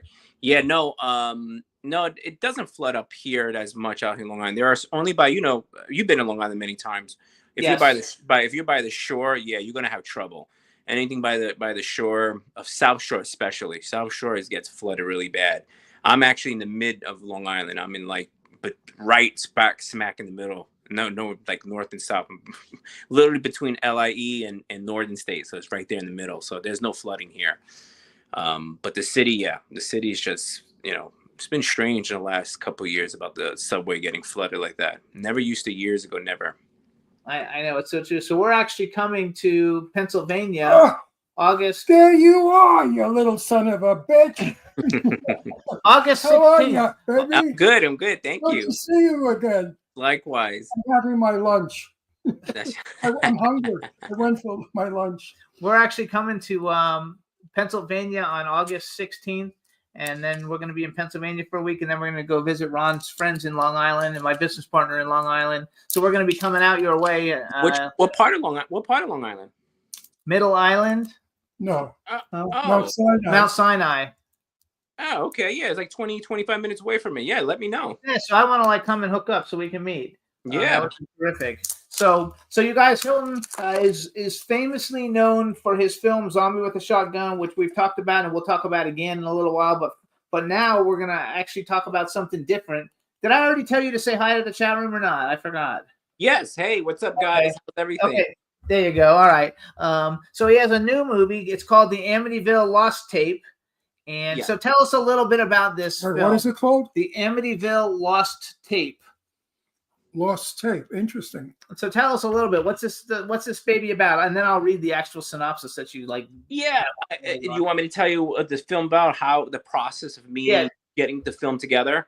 Yeah, because you said you shot this a long time ago. Yeah. It's so interesting. Like, so as being a filmmaker, you know how it is. It's like I've been shooting projects for the last 30 years. I've gotten so much things like in my storage room, and there's like a lot of projects I did that I was kind of feeling like, hey, should I release this or not? Now, the project, the Amityville Lost Tape, which is interesting, it's ironic. It sort of was a lost tape, and on my storage, because I could not find the master to the film for years. But when I first had the film, it was during the whole found footage era, Uh-oh. What happened? I don't know. Oh, shit. He's still there, though, or his name wouldn't be there, I think. Hilton, we lost you. Go back. Come back. Live TV, everybody. There we go. I don't know what happened. That happened once when you were gone, too. Hilton, you're almost there, but you're not. What happened? Yes, you know what? It was an incoming phone call. When an incoming phone call comes, it's ridiculous. I'm sorry. So just to wrap it up, just sum it up real quick. So I had done the project almost about 20 years ago, and I did it during the whole found footage era. And when I finally got the film out, for some reason that time I didn't want to put no music on it. I felt that it would have been more authentic. It would have had much more of like a scary vibe. And so I put no music on it, and I kind of felt like, oh man, this is crazy. Why did I do this? Right. And if you look, times is different now. There's YouTube and there's streaming services. You could put it. That time there was nothing out there. So I was like, oh man, this is going to be a really hard sell with no music. And then I just put it to the side and continued to do other projects. And as years came, beginning of this year, I went in my storage, cleaned it out, and I found the master. I was like, oh my God. That doesn't have anything to do with Ronald and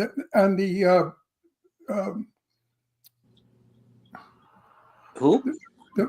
Ronald and the murders. No, well, so basically the story is about, it's a project where it's a familiar like horror film. You have these three people that are going out to find out paranormal. There's such thing as paranormal energy entity. They go out, they study EVPs. They do. They go into the tarot world. They get their cards read. They play with the Ouija board, and they're trying to find that if there is something there, there's such thing as like this sort of like energy, evil, good, bad. And one of their main concerns is visiting the Amityville Horror, the home itself. And just for trivia, the film is actually shot in front of the house of Amityville. I'm not going to say anything else. Got to watch the film to see what happens during that time. But we actually go in front of the home. And basically, the film is basically to find out what is going on, if there is such thing as this evil energy that exists around all these sort of like elements. So it even is Is there an older character part for me? The film's already shot. We're going to show the trailer. Yeah, we shot the film. It just came available. It's available now on Amazon. When did you shoot it? 20 years ago. About 20 years ago. I couldn't have done it. I wasn't born yet. I wasn't either. So. Hang on. First of all, hey, Juan, throw up the poster for me real quick, Juan. So this is what the poster for the Amityville Lost Tape. Where's it streaming? You just on Amazon, or where's it streaming? It's streaming on Amazon, and right now it's also streaming on Fossum, Future TV. Oh, Fossum. Okay. Yeah, it's on Fossum, cool. And it's on Amazon Prime. Now, do you live near the Amityville house? I do. I live about maybe 15 minutes away. Does it look a lot different now than it did back in the 70s and 80s? They changed. Yeah, they did change it. It's okay. That's good. Juan, a lot the window's been changed. The address has been changed. Yeah, they changed the address by like 2 digits. And the window, the upstairs window where the bees are supposed to be. That's changed. So the original home. The original home that they shot the film, the original home that they shot in Amityville Horror, the film itself, was shot in New Jersey, but it does look very familiar from the film that from the house that was shot for the film. I've been to the Amityville house so many times when I lived on Long Island. Yeah, it's interesting because it's off a really main road. I mean, it's like it's not like what you think, like you have to go deep into this area. No, it's like a really main road. You make a right, boom, house is right there. It's not like nothing. It's right off the head. Our very dear friend Stephen Nemoli lived 2 doors down from Ronald, and he knew him. He used to play with him when they were young. And he said that there was no indication that he was crazy, that he would kill his family. It was drugs. He was on acid, LSD, and that's what made him kill his family. Yeah, no, I've heard many stories. I heard one like that, No, that's what, because Stephen knew him well. Yeah. So, wait a sec. So the the Amityville Horror movies weren't actually shot at the Amityville Horror House? No, it was a home that in New Jersey that they shot the film. But it looks familiar. It has the same dock because it's right off the water, and it is not as creepy and spooky as the film, the house itself, and it doesn't have that big backyard, because there is a home that's like literally like maybe 30 feet away next to the other home. And again, like if the trivia is that if you watch the film, we literally shoot right in front of the home. Again, I'm not going to say anything what happens when we go there because something does happen. No, but I like the premise of your story because it's not like all the other movies. It's a very good idea. All these people trying to find out if there is such a thing. So here, I'll read that. This is, I took this off. I don't know if this is off IMDb, probably the Amityville Lost Tape. A trick-or-treater discovers a lost VHS tape revealing the final moments of 3 students investigating paranormal legends in Amityville, New York. From EVPs to Bloody Mary, their quest for proof spirals into a blur of reality and evil. Is that the right synopsis? That is the right synopsis. Absolutely. Sounds good. Bloody Sounds Mary. good. Sounds excellent. What is Bloody Mary? What? Is Bloody Mary? I mean, I see figures actually, but I don't actually know the story of Bloody Mary. Is there a story for Bloody Mary? It's the Bloody Mary urban legend. If you say 13 times, in front of a mirror, that you'll be able to see, something would appear. They actually do. It's funny because the trailer actually shows that scene. So that is like an urban legend of saying Bloody Mary 13 times in front of the mirror. So that is one of the studies they go to deep dive into, and they meddle on all these sort of like urban legends and stuff, which is Oh, it's kind of like Candyman. Like if you say Candyman, correct. 3 times. Yeah, I'm pretty sure Candyman probably got a little bit inspired of that whole thing. And I think there's another one, I forget the name, that you have to say it about 13 times. I forget, but the film does begin because we also shot new footage. I wanted to give something different also by just releasing the film. Also, I wanted to do a kind of like a modern kind of time where there's a trick-or-treater that finds this tape in the beginning of the film. And there's a little story to that as well. I'm not going to say it as well.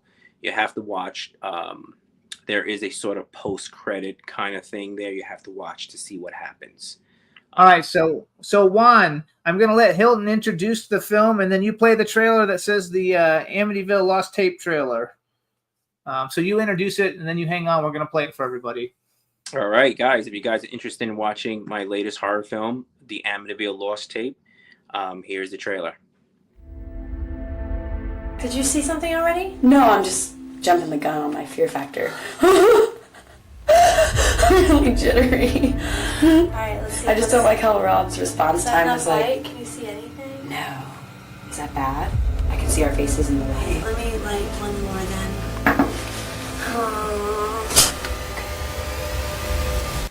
It's lighted. It's more light.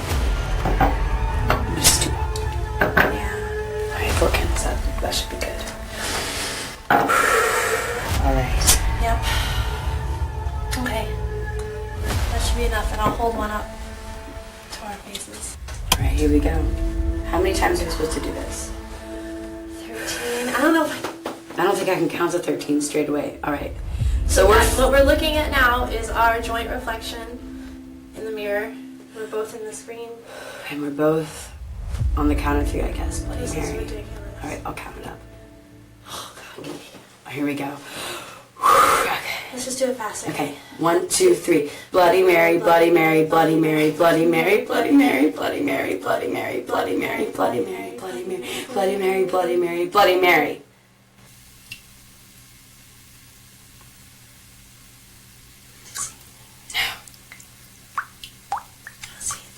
The water's dripping.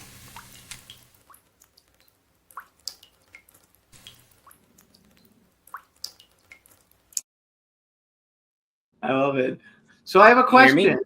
Yes. So you guys, the Amityville Lost Tape is available on Amazon and lost Fawcett TV. We can hear you. Can you hear us?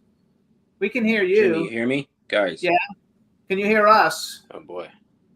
What is that? Man. He says, "Oh boy." I don't know why. Oh, there we go. You should be able to hear me now. Can you hear me?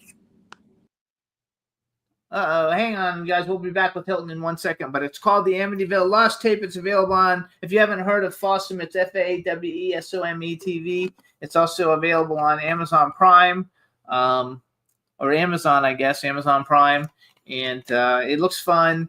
Again, I have a question for him because I wonder what it's like if he shot it 20 years ago. I wonder if he's still friends with the people who were in it, since they made it a long time ago and it got shelved and never got made.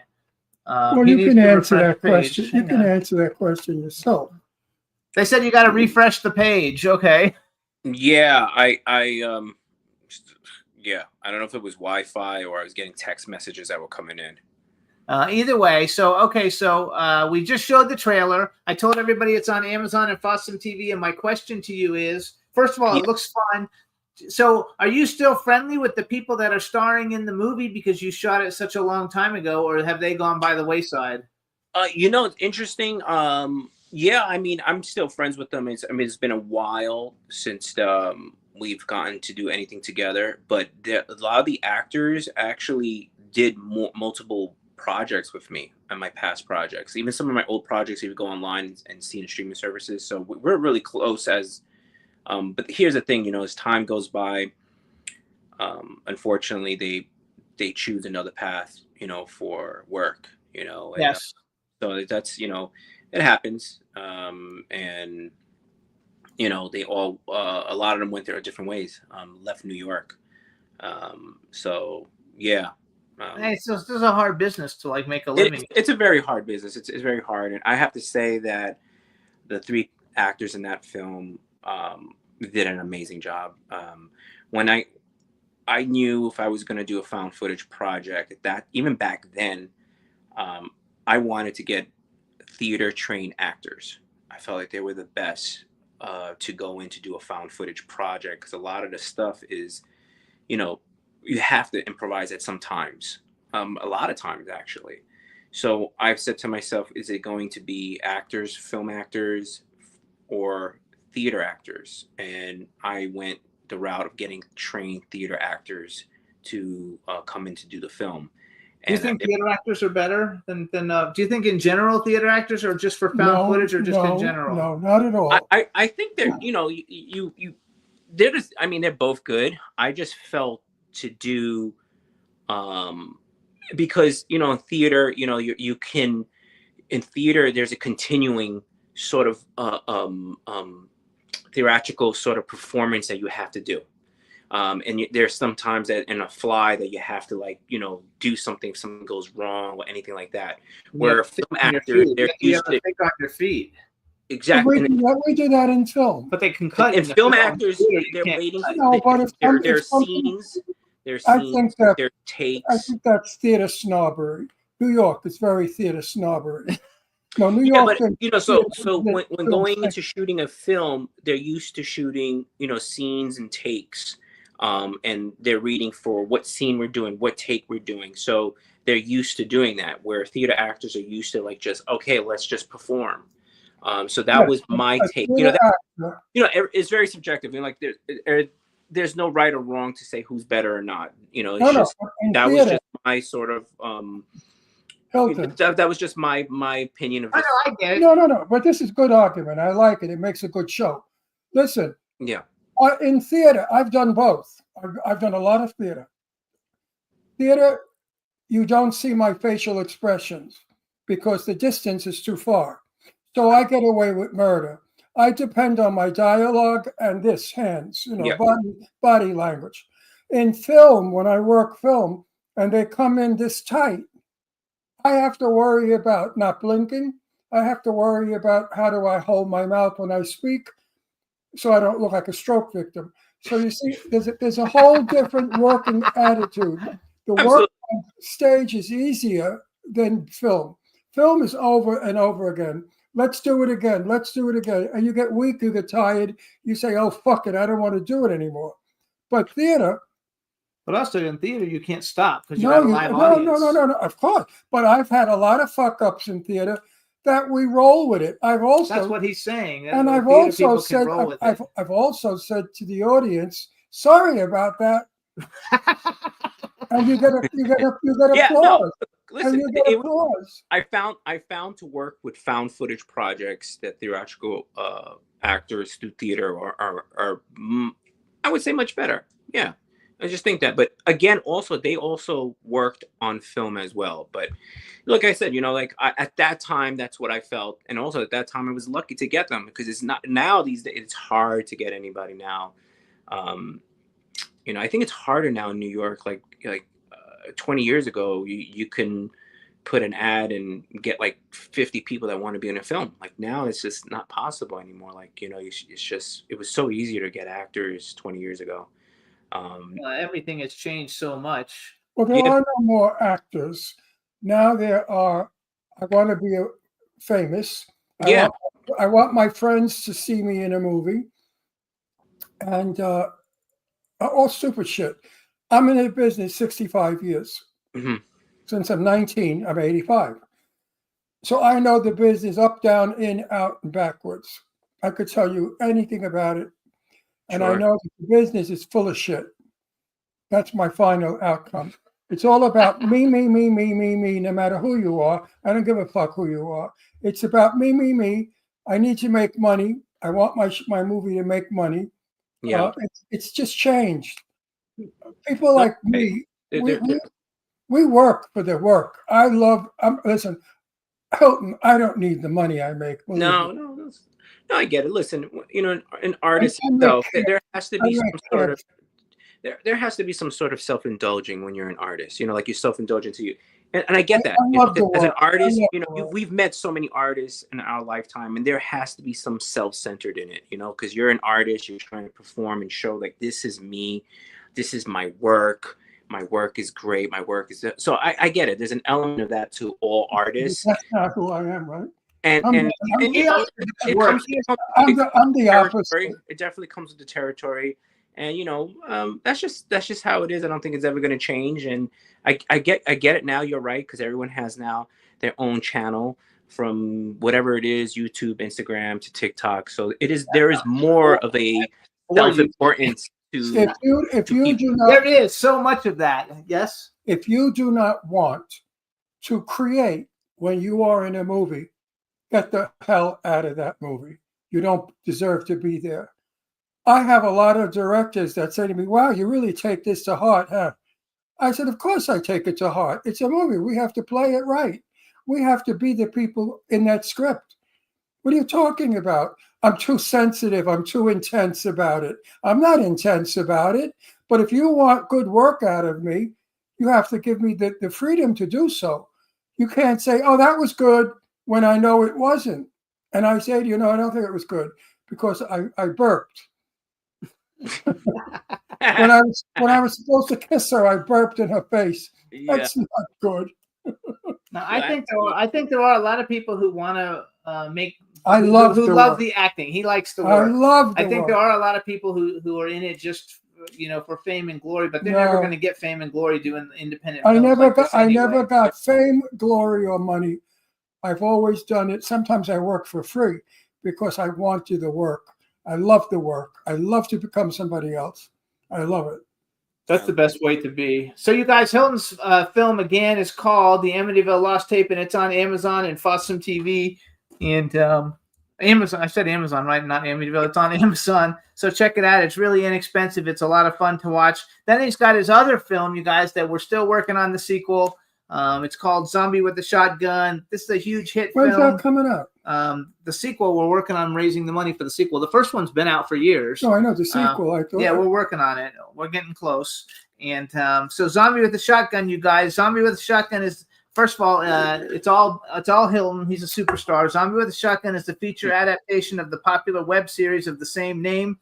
Aaron and Rachel are on the run due to the fact that Aaron is infected by what seems to be a zombie virus. As the story unfolds, they find that there is more to this infection than it seems. For some reason, he has not developed the full zombie virus. He seems to be trapped in a transitional phase which grants him certain abilities. One of them is the ability to communicate with other zombies. I love that part. This makes Aaron a valuable pawn as he's being pursued by shadowy figures with ulterior motives. Now he must stay alive or undead long enough to figure out the source of his infection. So, you guys, this is like a cult film. It's very, very popular. Also based on, how many comic books are there? 5 comic books. Which is the coolest thing ever, because you guys know how much I like the whole comic book aspect of everything. Yeah. We're working on Zombie with the Shotgun too, raising funds, and anybody who's interested, you could hit either one of us up for that. Am I in that one? You will be in it. You'll be somebody in it. I don't know who, but you'll be somebody. Somebody would. Yes, and that's called favoritism. No, no, you're a good actor, so you'll be in. I know that, but that's called favoritism. Oh, You're well. supposed to tell me there's a perfect part for you. Well, I haven't read it in like 2 years, so I have to like go back and read it again. But I look at the pitch deck and I'm pitching it, you guys. This is going to be great. The first one was really great. Hilton's super talented, you guys. This first one, I can't tell you how low the budget was, but it was very low and it was very successful. Not very many films with this low of a budget would even be able to get a release. I want to play the trailer for everybody to look at it. So introduce the trailer and then play the Zombie with the Shotgun trailer, but introduce it for us, Hilton. Yes, guys. So Zombie with a Shotgun, it started as a web series. I have the web series also on streaming service, and it is back now on streaming service, only available on Amazon right now, but it's going to be on Tubi soon and everything back on it. Used to be on every platforms, but I had to take back the rights to my film, and that's just another business thing in the filmmaking. But here's a trailer for Zombie with a Shotgun, the feature.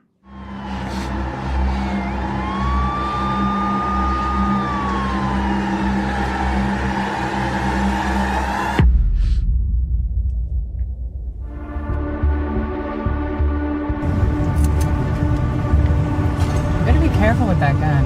Of course. Take them to the lab and get them tested and processed immediately.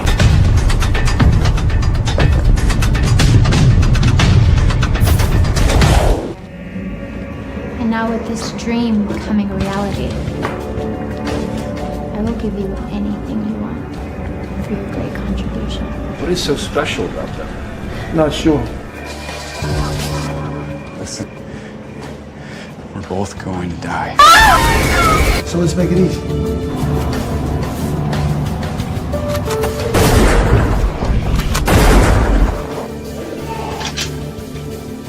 Your government doesn't tell you everything you need to know.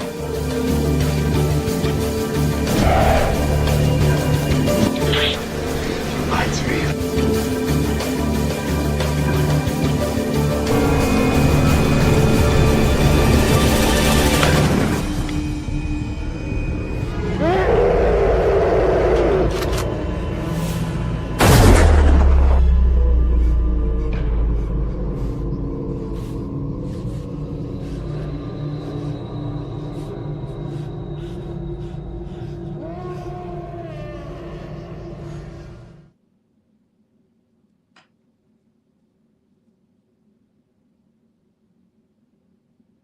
So Zombie with a Shotgun, you guys, it's back on streaming again on, what did you say, Amazon? On Amazon, yes. So And both it's a films good are one. on Amazon. And it's a good one, so watch it. And wait till you guys see in the sequel, because we've added, I didn't add them. Hilton has added, some other kind of cool characters, and it's going to be a lot of fun. It won't be just zombies. Yes, it's going to be lots of fun. It's going to be lots of fun. Yeah. So let's see. Oh, it'll be scary, too. Yeah, it probably will be kind of scary. It'll be very scary. That Yeah, guy's face. definitely. Yeah, That's- going to be that was some one of the zombie. elements. Vampires we're adding onto the whole mix to the zombie world. So that's implied also in the poster when you see the poster. That there's a. There you go. Zombie. Yeah. Vampire. Ron loves vampires. I love vampires. I'll play a vampire. He loves vampires. He has a vampire movie that's going to get made next Right. year, actually. Oh, that's awesome. Called O Negative, so it O should be a lot Negative. of fun. I love it. That one. I play a father who's a vampire, and I'm telling my daughter, who's come of age, that I'm gay and I'm a vampire. So I take her to a land where I teach her all about being gay and being a vampire. It's a wonderful script. It's intelligent, and I'm playing it totally different than any vampire you have ever seen. I will love it. be. Oh no, I'm going to be the most charismatic, lovable vampire until I'm hungry. Then when I'm hungry, forget what I look like. So you guys too, you can follow Hilton on Instagram. He's at Hilton Ariel Ruiz. He's also Zombie with a Shotgun on Instagram. That script was written by Ming Ballard. Yes.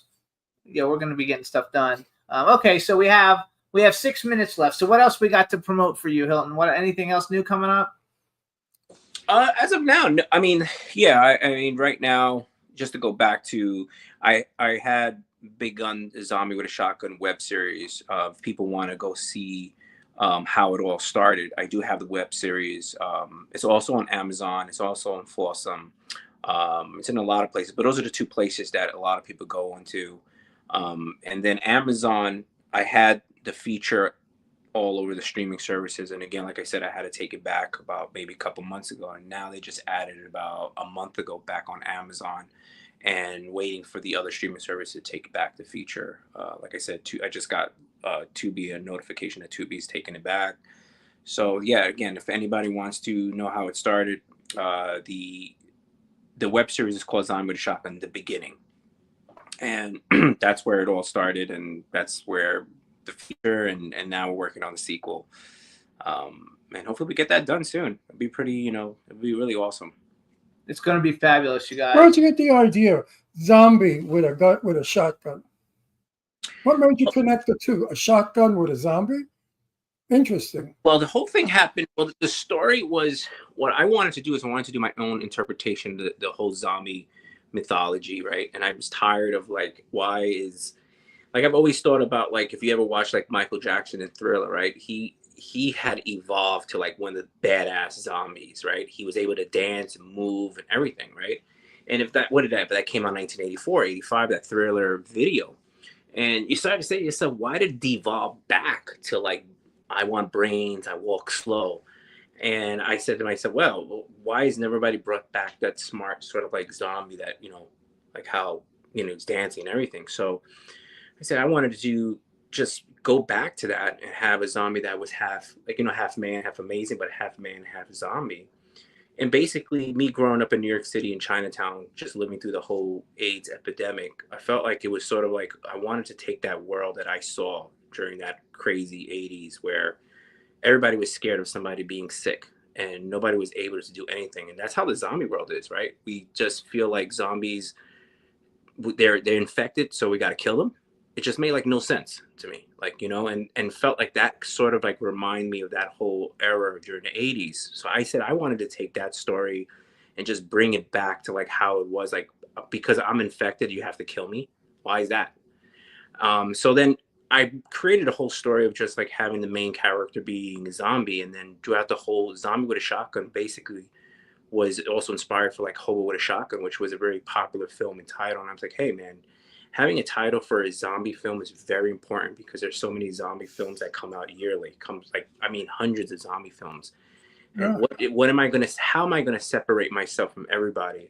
And I just thought the title was very cool, quirky, sexy, funny. It was awesome. And I think that just nailed the fact that many people watched the film for that reason, a lot of it, the title. So that's how everything came together. I think that title the title works well because it's such a catchy title. Zombie with a Shotgun. Yeah. Interesting. It tells a story. The title tells a story. Plus, you did something with zombies that nobody else has done. No, it makes people want to see why does a zombie have a shotgun. And nobody else has done it where the zombie doesn't change into a full zombie. Nobody's done that. No, and as a title of a movie sells a movie. And I tell a lot of my friends that when the title stinks, they say, what do you think? I said, your title stinks. What would you say, Ron? Well, don't just say my title is Death. The fuck is death? I'm not interested in the movie Death. Tell me about it. You're dead. The title. It has to tell you what the movie's got to. It's got to. Plus the graphics you can do for zombies. How many movies do you remember and know where the title made you go to the movie? How many? Many, hundreds. And the title and the poster. For me, the poster. Like I've seen a lot of movies that have posters, great posters, but they have great posters, but then the movie stinks, and half the time what's on the poster has nothing to do with the movie. Right, but posters sell things, and with you was because you do such phenomenal artwork for everything since you did the comic book and all the different things. Your artwork is always like top notch, right. number one. That was a big key. That was a really big key. That definitely have to Simone Guglielmini, which is a great comic book artist who's done. And the other thing about your title, you don't forget it. Most titles of a movie, I say, what movie we're going to go see? I forgot. You won't forget the title to that. Zombie with a Shotgun that title sticks. Even with your, we only have a minute, but even with your title of the sequel, you didn't write Zombie with the Shotgun 2. You wrote Zombie with the Shotgun Reloaded. You know, that's fabulous. Automatically. That's absolutely fabulous. I get it. I get messages almost daily of people saying to me, when is the sequel coming out? When are we going to see part 2? And I was like, and a lot of it's like they want to see it again. Like you said, the title is really like so catchy. Just people say, oh, I want to see Zombie Shotgun 2. I want to see, you know, and I just say, hey, we're trying. We're really trying. So there you go. So you guys, this is Hilton Ariel Ruiz. Follow him on Instagram, Hilton Ariel Ruiz, or Zombie with the Shotgun. Check out both of his films. Both are streaming now on Amazon, The Amityville Lost Tape and Zombie with the Shotgun. We want to thank you for coming on. I just did a movie with the title is fabulous.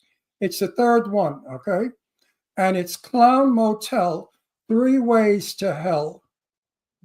So it's Clown Motel 3, but the Ways to Hell changes the whole structure.